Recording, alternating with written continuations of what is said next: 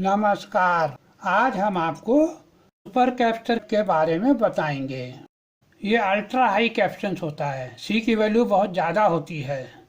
आपको 10 लाख माइक्रोफैराडे और 5.5 वोल्ट का करीब आधे इंच से भी छोटे साइज का मिल जाएगा।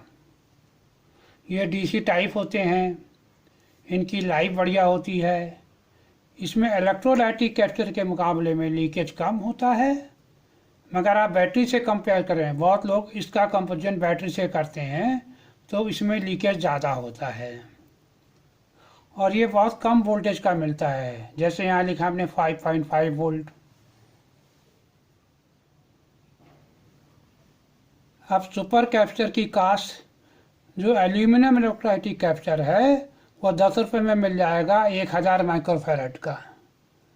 जो सुपर कैप्चर है आपको 10 लाख माइक्रोफैराडे का मिलेगा। 5.5 वोल्ट का ये करीब 150 से 200 रुपए के बीच में मिलेगा। अब सस्ता कौन सा है ये आप खुद सोचो। अब सुपर कैप्चर का यूज जहाँ पे आपको ज़्यादा एनर्जी स्टोर करना हो थोड़े टाइम के लिए, वहाँ पे इसका यूज होता है।